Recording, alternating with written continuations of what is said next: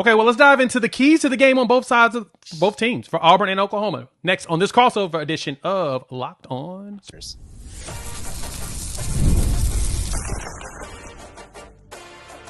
You are Locked On Sooners, your daily podcast on the Oklahoma Sooners. Part of the Locked On Podcast Network, your team every day.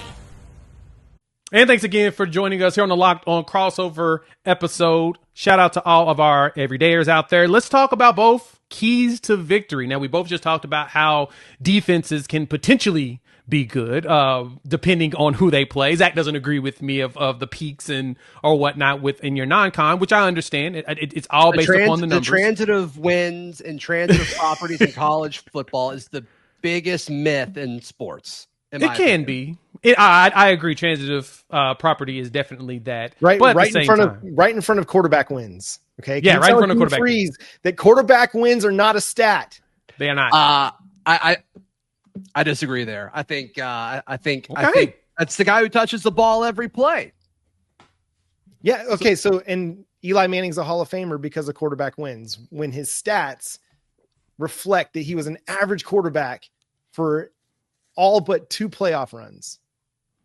So yeah, and as a Pats fan, not the unfortunate end of that. You are the victim of all of the best moments of him, and his peaks. Sure. But for key sure. to the game, though, when we talk about that, John, let's go right into it. For Oklahoma, what is going to be the most important thing for the Sooners in winning this game? As we know, Auburn is running the ball like one of the best teams in the country. What is the thing that Oklahoma's going to have to do to win this game? Yeah, I mean, it starts there. It's defensive discipline against the run game. They're going to run the read option game. They're going to do a lot of the same things that Oklahoma's trying to do with their wide receivers with Eric Singleton. They're going to try and get him going in the run game as well. It's not just going to be throw it to him. It's going to be get him involved on some jet sweep stuff where they're using the read option to get some misdirection going to try and open up some holes for Jackson Arnold for the Auburn rushing attack. It's very similar, actually. And so much of it's going to be dependent on Oklahoma's defensive discipline. If they're disciplined in their run fits, if they're disciplined in their keys, then that's going to help slow Auburn's rushing attack down. They're going to get hit for a couple plays. That's just going to happen. Auburn's too good up front. They're a good run defense or a good run offense, but minimizing it, not letting them get 5, 6 a pop, hit one for 15, not go on extended drives of 10, 15 plays. That's going to be huge. You've got to be able to put Jackson Arnold into some second and long, third and long situations where he's uncomfortable. Got to win the splash play battle where you're putting Auburn behind the sticks in order to get them throwing the football. And then I think that's when you win defensively. Yeah, I agree with all that. I think Auburn's done a good job on first down for most of the season up to this point. And they've also got multiple 90-yard drives. At this point, they had one against South Alabama. Then I think it was their first scoring drive of the season against Baylor over there in Waco. So I agree with all of that, John. I agree with all of that. And I guess the Auburn side of the point that you made is, can Jackson Arnold continue to consistently make the right decision? That was one of my big questions about Jackson Arnold going into the season. And so far, he's surprised me. He's been really consistent in taking care of the football and making the right decision in that RPO game as far as when to give it, when to check, when to take matters into his own hands. He's been a really good runner so far this season, which we knew. We saw what he did against Alabama last year. So to me, yeah, I think that's certainly part of it. And then when Oklahoma has the football, I think a huge key for Auburn is to keep Mateer in the pocket. Obviously, Michigan was able to pressure him some. Auburn's got to be able to pressure him and take advantage of those situations. Keep him in the pocket. Don't let him get outside and then, find somebody deep, because he will find them if these DBs have to cover these Oklahoma playmakers for that long. So can you keep Mateer in the pocket consistently? I think that's the biggest key for the defense. Let's go back to Auburn. Yeah, got to win up front. It's all about the trenches, and that's the one thing we've learned about playing in the SEC is truly about the trenches. Back to you, Zach, though, real quick. Jeremiah Cobb, 300 yards rushing this season, so averaging 100 yards a carry, 100 yards a game so far, with 2.8 yards per carry. I wish he was 100 yards per carry. That'd been amazing. No, but 100 yards a game. He has been cooking out there in the run game, and of course, Jackson Arnold, even though statistically up to the first 3 games, Thorne has kind of outpaced him in passing yards, but Jackson Arnold's done better in run. But you make this point earlier. teams aren't even trying to stop the run for some really weird reason. Is it because the expectation is that Auburn's going to throw the ball a lot more and they're underestimating Jackson Arnold's capabilities of running? What do you think that is? Well, Baylor was clearly a game plan thing. They did not want to get beat deep, and so they just let Auburn run it for 6-7 yards a pop consistently. And Dave Aranda, being a defensive coach, I'm just shocked that he allowed that to happen. Normally, defensive-minded coaches want to take the run away first, which is what you guys were talking about, speculating what Oklahoma might do on Saturday. And then they played Ball State, and they kept guys back because they were playing to not get blown out, which is pretty normal in those types of situations. So, you mentioned Jeremiah Cobb and just, some info for the Oklahoma folks. So Damari Austin was Auburn's starting running back to start the season. He started against Baylor, and in that game, he may have looked like the better back. He's the more complete back for sure.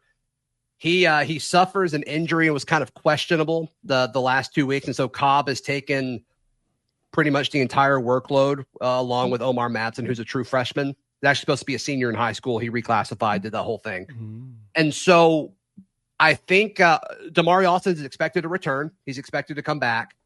And so I think you're going to see a big kind of 1-2 punch. All three, Jackson Arnold, Damari Austin, Jeremiah Cobb, they all ran the ball 16 times each against Baylor. It was very balanced. I think that's what they're going to try to do, assuming Damari's ready to go and he's full speed for Oklahoma.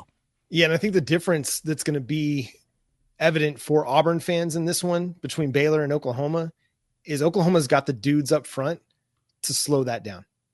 Oklahoma's got arguably one of the best interior defensive line groups in college football with Dominic Williams, Jaden Jackson, David Stone, Grayson Halton. That group right there has just been absolutely dominant the first 3 weeks of the season. Yeah. They've got really good edge play. Even though they're going to be missing R. Mason Thomas for the first half of this game, they're really good at defensive end as well. And so just across the front, Oklahoma's really good. The linebackers have fit well. They had the one kind of missed read on the Justice Haynes run against Michigan where they let him go for 75 yards. You take that run out of the equation, Oklahoma's only allowing less than 3 yards a carry so far this season. So I think that Oklahoma's going to be able to go into this with just 7 attributed to the box. They're going to look to play 2 safeties deep and not necessarily try to take the throw away, but see if they can win that way where they're not having to drop 6-7 guys into coverage all the time. See what happens on the outside with their true freshman in Cortland Guillory, who's going to be tested in the biggest way he's ever been tested as a cornerback in his football career against probably Cam Coleman and some Eric Singleton as well. But I think Oklahoma's going to see what they can do against Auburn's rushing attack with just 7 in the box. If they can win that way, then they won't add another. But Brent Venables, he's an aggressive play caller. So you're going to see some zero looks where they have everybody up along the line of scrimmage, mugging the A gaps, and they're going to force Jackson Arnold to try to make the right read there. And that's where Brent Venables is going to try and play some games with Arnold's mind a little bit. And I do think that's the most lopsided matchup in this game towards Oklahoma's direction, because Brent Venables, the Auburn side of it's been like, oh, well, Jackson Arnold, he's going to know Oklahoma's defense. I'm like, maybe to some extent, but the Oklahoma coaching staff's going to know more about Jackson Arnold than Jackson Arnold's going to know about, what Oklahoma does schematically. Just at that level, you don't learn everything as a quarterback.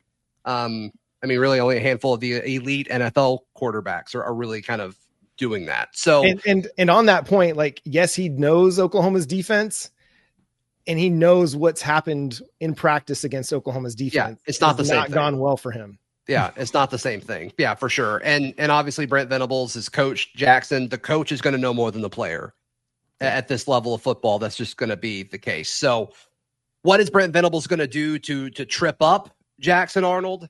It's a different style of offense. Jackson Arnold has Cam Coleman and Singleton and, other guys to throw to. So it's not the same situation on either side, obviously. But if I had to say, who benefits from the familiarity, it is Oklahoma. Yeah. Well, and it is different. And Venables even mentioned this in his press conference that Arnold's the same quarterback, but he's in a much better situation because he's with a much healthier team. And he's like, you don't play quarterback by yourself. So he's going into this with a lot of respect for Arnold, knowing that he is a very talented player. And now he's got actually some guys around him that can play. It's not a mash unit playing around him. Right. That's a very fair point. All right, let's get our final predictions in for this game here on the Locked On College.